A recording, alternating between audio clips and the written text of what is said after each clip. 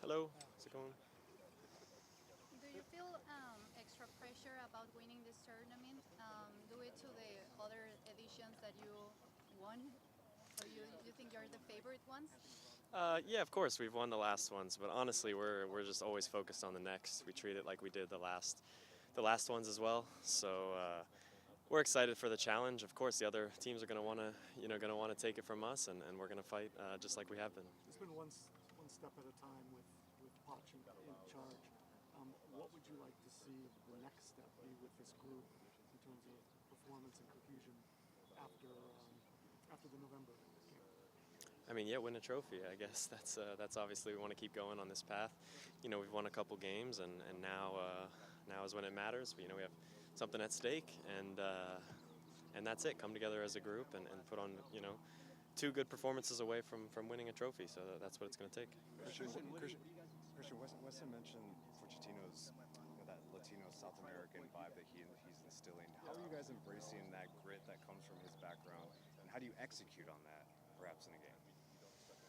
Yeah, I think with the short time that we have, it can be difficult. Everyone deals with the same things with national team. But yeah, I guess just kind of ingraining that into our identity, kind of a little bit of nastiness, a little bit of that extra bite to us is really important. I think the coach wants that as well. And yeah, just putting it in every day in training and preparing and taking it with us into the games. Christian, what kind of challenge you are waiting for? In these games? Challenge do you expect?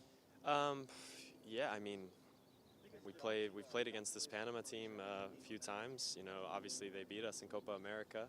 They have a lot of ability, a lot of strong players. So for us, we need to put on a really strong performance if we want to have a chance to win. Christian, what have you seen from Brian White so far? You guys as kids were at the same GA Cup a few fields over from each other in 2012. And now here you both are on this national team. Very different pathways to get to the same place. What's your sort of reflection on that, and what have you seen from both of you? Yeah, well, first of all, really nice guy. We've had some conversations. Yeah, he was talking about playing at PDA, stuff like that. It's pretty cool. It's cool to see him here. He's like you said, a different path, but he's also doing really well there. So it's been cool. I've only had a couple trainings with him, but obviously a quality player, good guy, and yeah, excited to see what he can do. Christian, do you have the opportunity to talk with Santi Jimenez about the possibility to face each other in the final of this tournament? And what do you think about this Mexican player? Yeah, it's been great, man. It's been my first Mexican teammate, so I've got to see a different side, a different perspective. But honestly, really good guy. So we've become good friends. Obviously, playing together a lot now in Milan, and yeah, it's been enjoyable. It's gonna be. We talked about it, and he said don't worry, we'll be in the final. So I said all right, man. We better play. Yeah, I'll be there. I'll be there too. Do you guys make a bet or something? No, not a bet. It's just for bragging rights when we get back to Milan, I think. Christian, if you score on Thursday or Sunday, are we going to see a reprisal of the Trump dance again? Are we going to see that again? No, I don't think so. Christian, Jedi's not here. He's such an important part of the group, often on the field. How much are you going to miss him, you think, this week? Yeah, I mean, of course, he's become a big part of this team.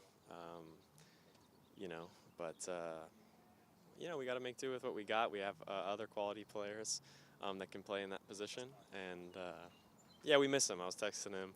Obviously, he's a really cool guy as well. So it's tough that he's not here, but yeah, it'll be okay. You're looking like you're in good spirits. How are you feeling physically?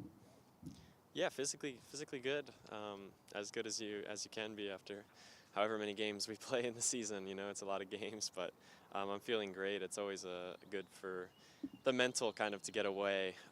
Also coming to a place like LA is really nice on a day like today. So it's it's nice. How difficult is it going to be this Panama against the Panama you faced a couple of months ago, or the Copa America?